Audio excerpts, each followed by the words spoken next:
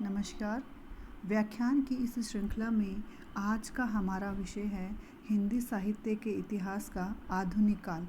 आधुनिक काल जिसकी शुरुआत 19वीं शताब्दी से मानी जाती है, जिसके प्रथम चरण को भारतेंदु युग के नाम से जाना जाता है। इससे पूर्व हमने भारतेंदु युग का सामान्य परिचय, भारतेंदु युग की मुख्य प्रवृत्तियाँ तथा भारतेंदु के साथी लेखकों के बारे में अध्ययन किया था। भारतेंदु, जिसे हिंदी साहित्य में पुनर्जागरण काल के नाम से भी जाना जाता है, उसे पुनर्जागरण काल क्यों कहा जाता है, इसके बारे में अध्ययन किया था। उसके पश्चात हिंदी साहित्य में आधुनिक काल का जो दूसरा चरण है, उसे द्विवेदी युग के नाम से जानते हैं। द्विवेदी युग अथवा जिसे नवजागरण युग भी कहा जाता है, जिसका समय 1900 से 1920 तक माना गया है हिंदी साहित्य में। आज हम इस युग की मुख्य विशेषताएं तथा द्विवेदी युग की प्रवृत्तियों के बारे में जानकारी प्राप्त करेंगे।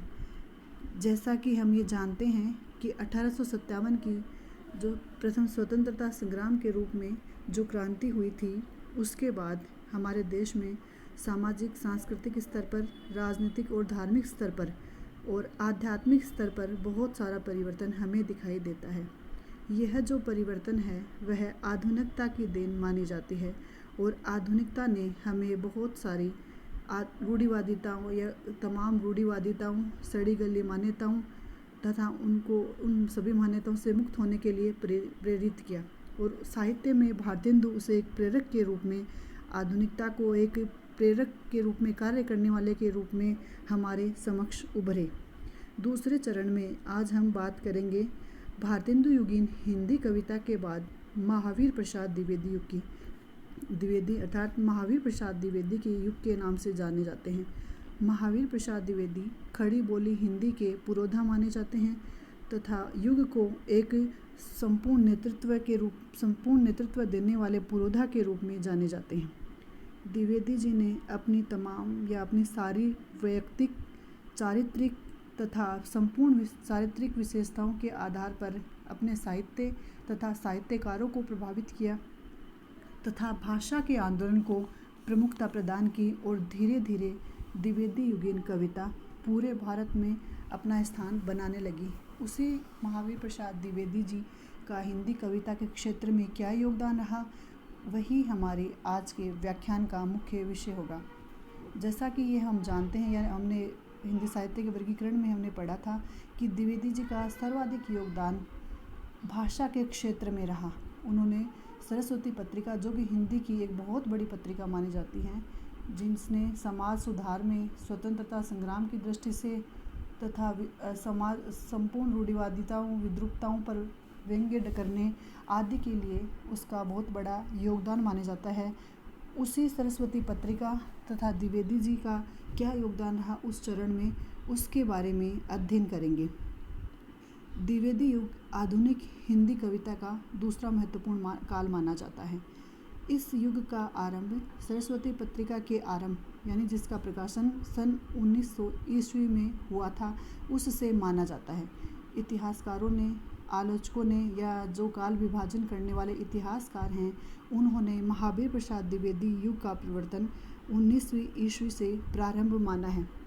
आचार्य द्विवेदी जी ने जून 1900 ईस्वी की सरस्वती पत्रिका के अंक में, जो सरस्वती पत्रिका का प्रकाशन होता था, उसमें जो प्रकाशन हुआ था जून में, उसमें हे कविता, पहली बार एक कविता लिखी थी।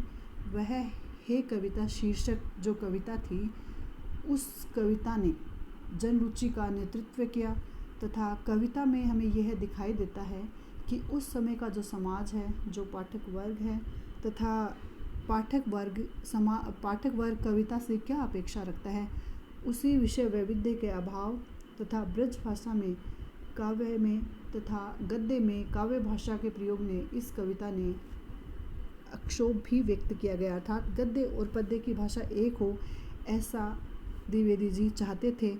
अतः उन्होंने इस पत्रिका के माध्यम से समाज की मनोवृत्ति के अनुकूल अपनी कविता लिखी। अतः इस चरण में उन्होंने इस कविता ने हिंदी कविता को पूर्ण रूप से प्रभावित किया। द्विवेदी जी ने सन 1903 में द्विवेदी जी ने पत्रिका का संपादन संभाला, अर्थात जो पत्रिका 1900 में निकली थी उस पत्रिका का संपादक 1903 में द्विवेदी जी ने शुरू किया। अब 1903 से 1918 तक हिंदी साहित्य के आकाश में द्विवेदी जी एक हिंदी साहित्य क्षेत्र में एक चमकते हुए सितारे की तरह देदीप्यमान रहे। अतः उसी के नाम से उन्होंने अपने युग को पूर्ण रूप से प्रभावित किया तथा प्रभावित होने में भाषा को परिष्कृत, परिमार्जित और तथा हिंदी साहित्य में कविता को एक नए ऊंचाइयों पर ले जाने का अद्भुत कार्य किया। इस युग को सुधार काल भी कहा जाता है, क्योंकि सुधार काल, जैसा कि किसी भी चीज़ में सुधार होना, तो यहाँ सबसे प्रमुख जो सुधार रहा वह था भाषा के क्षेत्र में। जिन कवियों ने या जिन लेखकों ने भाषा में व्याकरणगत त्रुटियाँ की थी या भाषा में समय सापेक्ष नहीं लिखना, साहित्य में व्यक्ति की महत्ता को ध्यान में न रखना आदि अनेक जो त्रुटियाँ थीं, उन सभी त्रुटियों को दूर करने का प्रयास किया या उनमें सुधार करने का प्रयास किया। अतः इसे जागरण सुधार काल के नाम से भी जाना जाता है। अब उसी द्विवेदी युग, जिसका समय 1900 से 1920 तक माना जाता है, जिसे नव जागरण या सुधार काल भी कहा जाता है, जिसमें प्रमुख भूमिका आचार्य द्विवेदी जी ने निभाई है या महावीर प्रसाद द्विवेदी जी ने निभाई है, उस युग की मुख्य विशेषताएं क्या हैं या मुख्य प्रवृत्तियां क्या रही, उसके बारे में हम सामान्य जानकारी प्राप्त करेंगे। जैसा कि हम सभी जानते हैं कि यह आधुनिक काल के पश्चात दूसरा चरण है, जिसे हम द्विवेदी युग के नाम से जानते हैं, क्योंकि यह युग कविता के क्षेत्र में सुधार और परिष्कार का काल माना जाता है। जिस प्रकार हिंदी कविता में नवीन भावों के अभ्युत्थान का श्रेय भारतेंदु हरिश्चंद्र को दिया जाता है, उसी प्रकार नवीन भावों को दोबारा परिष्कार एवं परिवर्धन का श्रेय महावीर प्रसाद द्विवेदी जी को दिया जाता है। अतः इसे नव जागरण काल भी कहा जाता है। उस युग की मुख्य विशेषताएं निम्न रही। देशभक्ति एवं राष्ट्रीय चेतना का स्वर। भारतेंदु युगीन, चूँकि हिंदी साहित्य का प्रथम युग माना जाता है, उस युग में भी राष्ट्रीयता का स्वर दिखाई देने लगा था, परंतु भारतेंदु युग की काव्यधारा की भांति द्विवेदी युगीन कविता का प्रधान भावना देशभक्ति ही रही। उसमें अंतर इतना रहा कि देशभक्ति की प्रवृत्तियों पर नवीन समय और नवीन कवियों की छाप पड़ी है। कवियों की नवीन मनोदृष्टि के अनुसार पुनारिनी प्रवृत्तियाँ कुछ परिवर्तित हो गई और यह परिवर्तन हमें कविता के रूप में स्पष्ट दिखाई देता है। अतः देशभक्ति एवं राष्ट्रीयता का भाव द्विवेदी युगीन कविता का मुख्य विषय रहा। देशभक्ति एवं राजनीतिक चेतना का स्वर प्रमुख रहा। जन्मभूमि के देवीकरण एवं प्राकृतिक सौंदर्य का वर्णन इस युग की कविताओं में हमें प्रचुर मात्रा में दिखाई देता है तथा राष्ट्रीयता के अनुरूप सभी जातियों में भ्रातृत्व भावना का विकास भी इस युग की कविताओं में मुख्य रूप से माना जाता है। मानवतावाद। द्विवेदी युगीन कविता की सर्वप्रमुख विशेषता यही रही कि मानवतावाद प्रथम बार 3 रूपों में कविता में प्रयुक्त किया गया। प्रथम स्त्री पुरुष समानता की भावना के रूप में, दूसरा पीड़ित और दुखित मानवों के प्रति सहानुभूति के रूप में, तथा तीसरा मानवीय गुणों की सहज स्थापना द्वारा परम सत्य के स्वरूप की विवृत्ति हमें इस युग की कविताओं में दिखाई देती है। क्योंकि सामान्य रूप से द्विवेदी युगीन जो कविता थी वह अब दैवीय आकार न लेकर सामान्य स्त्री पुरुषों का वर्णन करने वाली बन गई थी, सामान्य मानव की दुख पीड़ा बांटने वाली कविता बन गई थी। अतः गांधी जी के मानवतावाद का प्रभाव हमें इस युग की कविताओं में दिखाई देता है। तीसरी प्रमुख विशेषता है बुद्धिवाद। बुद्धि का प्रभाव इसलिए आया क्योंकि नवीन शिक्षा का प्रसार, वैज्ञानिक आविष्कारों का प्रभाव आदि का प्रमुख रूप से प्रभाव कविता पर भी पड़ा तथा बुद्धिवाद की स्थापना करते हुए रूढ़ियों को त्याग कर मानव में ही ईश्वर को खोजने की स्थापना हमें इस युग की कविताओं में दिखाई देती है। इसके अलावा द्विवेदी युग की जो सर्वप्रमुख विशेषता रही या हिंदी साहित्य में प्रथम बार जो श्रृंगार मुक्त कविता आई वह द्विवेदी युगीन कविता की ही मुख्य विशेषता मानी जाती है। द्विवेदी जी के प्रभाव से इस काल की काव्यधारा नैतिकता के कठोर बंधन में बंध गई थी। इससे पूर्व जैसे हमने हिंदी साहित्य का जो इतिहास हम पढ़ते हैं वह रीतिकाल के नाम से जाना जाता है। उस रीतिकाल की मुख्य विशेषता ये रही कि उसमें श्रृंगारिकता के भावों का प्रधान श्रृंगारिकता के भावों को प्रधानता दी गई। वह भाव या वही श्रृंगारिकता का प्रभाव हमें आधुनिक काल के प्रथम चरण भारतेंदु युग में भी दिखाई देता है, परंतु हिंदी साहित्य के इतिहास में प्रथम बार श्रृंगारिकता से मुक्त जो कविता दिखाई देती है वह हमें द्विवेदी युग में ही दिखाई देती है। अतः श्रृंगारिकता का त्याग तथा नैतिक आदर्श आदि मूल्यों की जो स्थापना है वह द्विवेदी युगीन कविता की मुख्य विशेषता मानी जाती है। इतिवृत्तात्मकता अर्थात गद्य के रूप में कविता लिखना इस युग की कविता की मुख्य विशेषताएं मानी जाती है। चूँकि द्विवेदी युग से पूर्व पद्य की जो भाषा थी या कविता की जो भाषा थी वह ब्रज भाषा ही रही थी। भारतेंदु जी ने ब्रज भाषा में कविताएं लिखी। हिंदी में साहित्य लेखन में जो रचनाएं हो रही थी, इससे पूर्व हमने देखा है आदिकाल, भक्तिकाल, रीतिकाल या हिंदी साहित्य इतिहास के विद्यार्थी होने के नाते आप ये अध्ययन कर चुके हो कि हिंदी साहित्य का इतिहास जिसे हम 3 भागों में आदिकाल, भक्तिकाल, रीतिकाल के रूप में जानते हैं, उस कालों में भाषा सर्वप्रमुख जो थी वह एक न थी। आदिकालीन भाषा अनेक रूपों में रही। भक्तिकालीन साहित्य की जो भाषा थी वह थी अवधी तथा ब्रज। उसके पश्चात संपूर्ण रीतिकाल की भाषा ब्रज भाषा बन गई थी और ब्रज भाषा में ही काव्य रचना की गई। उसी प्रणाली का निर्वहन करते हुए भारतेंदु जी ने भी कविता को ब्रज भाषा में लिखा तथा गद्य की जो विभिन्न शैलियाँ थीं, कहानी, नाटक, निबंध आदि के लिए उन्होंने खड़ी बोली हिंदी का प्रयोग किया। द्विवेदी युगीन काव्य की प्रमुख विशेषता यही रही कि द्विवेदी जी ने भाषा के क्षेत्र में जो महत्वपूर्ण कार्य किया वह कार्य था गद्य तथा पद्य दोनों के लिए ही खड़ी बोली हिंदी को प्रधान भाषा बना देना। अतः जब कविता में खड़ी बोली आ गई तो कविता की जो शैली थी वह सरल और गद्यात्मक हो गई।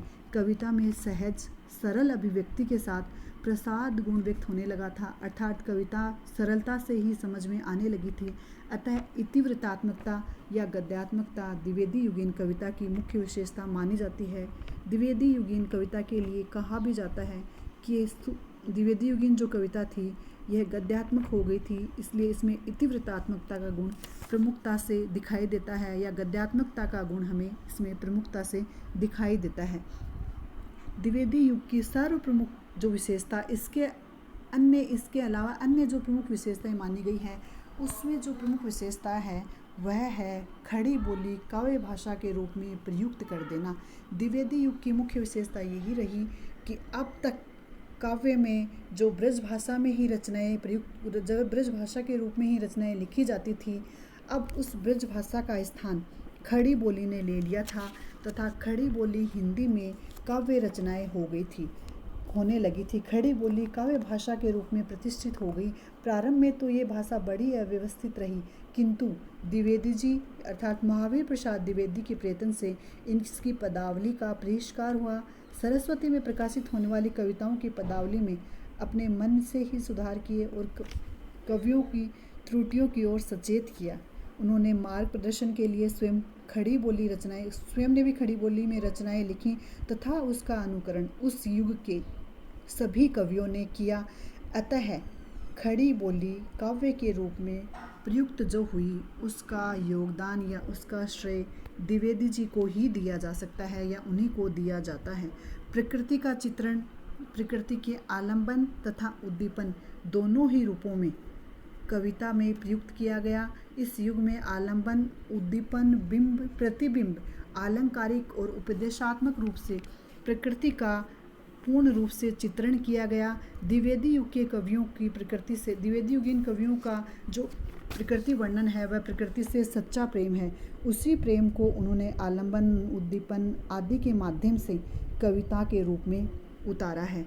अनुवाद की प्रवृत्ति द्विवेदी युगीन काव्य की जो इसके अलावा जो विशेषताएं हैं उन विशेषताओं में हम देखते हैं कि अनुवाद की प्रचुरता रही। वह अनुवाद चाहे अंग्रेजी कविताओं का अनुवाद रहा हो या बंगला काव्यों के अनुवाद की प्रवृत्ति रही हो। आचार्य महावीर प्रसाद द्विवेदी ने इस प्रवृत्ति को प्रोत्साहित किया तथा सभी भाषाओं का जो महान साहित्य था या जो प्रसिद्ध रचनाएं थीं उन्हीं सभी रचनाओं का उन्हें अनुदित किया और हिंदी साहित्य के पाठकों के लिए उपलब्ध करवाया, क्योंकि यह अनुवाद अनवरत रूप से सरस्वती पत्रिका में प्रकाशित होते रहते थे तथा सभी कवियों ने, चाहे वह अंग्रेजी कविताओं के अनुवाद की प्रवृत्ति रही हो या बांग्ला काव्यों से अनुवाद की प्रवृत्ति रही हो, सभी कवियों ने इस क्षेत्र में अपना योगदान दिया। इसके अलावा द्विवेदी युगीन काव्य में नवीन एवं सामान्य विषयों का निरूपण, यानी इससे पहले जहाँ कविता जो थी उसमें नवीन या सामान्य चीज़ों को कविता का बिंदु, कविता का मुख्य विषय नहीं बनाया जाता था, उसी सारी नवीन विषयों या सामान्य विषयों का निरूपण करना इस युग की मुख्य विशेषता मानी जाती है, क्योंकि इसमें खड़ी बोली का प्रचुर प्रभाव दिखाई देता है तथा काव्य के क्षेत्र में नई नई भूमियाँ भी दिखाई देने लगी थी। देश की दशा, समाज की दशा, स्वदेश का प्रेम, आचरण संबंधी उपदेश आदि सभी कुछ न कुछ चीज़ें ऐसी जो सामान्य जनजीवन की थी, उनका कुछ पक्षों का प्रभाव या उनके कुछ पक्षों का वर्णन इस युग की कविताओं में किया जाने लगा था तथा जो भाषा या जो साहित्य का या जो काव्य की प्रमुख विषय वस्तु थी, अब वह सामान्य बन गई थी, विशिष्ट से सामान्य हो गई थी। इसके अलावा इन सभी विशेषताओं के अतिरिक्त अंग्रेजी कविताओं में बांग्ला कविताओं का अनुवाद भी बहुतायत किया गया। द्विवेदी जी के अथक प्रयास से और सरस्वती के योगदान से इस युग की कविता उन्नतशील और स्वतंत्र व्यक्तित्व लेकर अवतरित हुई। द्विवेदी युगीन काव्य की मुख्य विशेषताएं देखने के पश्चात या इस युग को उस मुकाम तक पहुंचाने में जिन जिन साथी कवियों का योगदान रहा, उनमें प्रमुख हैं जिनमें से प्रमुख तो जैसे द्विवेदी युग के नाम से ही जो प्रसिद्ध हैं या जिनके नाम से ही इस युग का नामकरण किया गया, जिसे हम महावीर प्रसाद द्विवेदी के नाम से जानते हैं, वह तो इस युग के आधार स्तंभ हैं ही। इनके अलावा इनके अतिरिक्त इस युग के जो अन्य प्रमुख कवि हैं उनमें हैं मैथिली शरण गुप्त, जिन्होंने कि साकेत कविता लिखकर या साकेत नामक महाकाव्य लिखा, जो कि हिंदी साहित्य के क्षेत्र में अपना एक विशिष्ट स्थान रखता है। इनके अलावा अयोध्या सिंह उपाध्याय हरियोध जी, राम नरेश त्रिपाठी, गया प्रसाद शुक्ल स्नेही, माखनलाल चतुर्वेदी, रामचरित उपाध्याय, गोपाल शरण सिंह, लोचन प्रसाद पांडे आदि अन्य कवि थे, जिनका इस युग के कविताओं में अपना एक विशिष्ट योगदान रहा, जिन्होंने कविताओं को, इस युग की कविता को या इस युग को एक उच्च सोपान तक ले जाने में अपनी महत्वपूर्ण भूमिका निभाई। अतः कहा जा सकता है कि द्विवेदी युगीन काव्य सांस्कृतिक पुनरुत्थान, राष्ट्रीय जागरण, उच्च आदर्शों और उदात्त भावना का काव्य है, जिसका विषयगत चित्र फलक अत्यंत व्यापक एवं वैविध्यपूर्ण है। इस युग में सभी प्रकार के काव्य रूपों को अपनाया गया। इस युग की जो विशेषताएं हैं वो भारतेंदु युग से अलग रही। अतः भाषा के क्षेत्र में परिष्कार, परिमार्जन, नैतिक मूल्य, आदर्शवाद, मानवतावाद, बुद्धिवाद आदि जो मुख्य विशेषताएं रही, वही इस युग की कविता की मुख्य विशेषताएं मानी जाती हैं, जिसमें सर्वाधिक योगदान या सर्वप्रमुख योगदान द्विवेदी जी का रहा।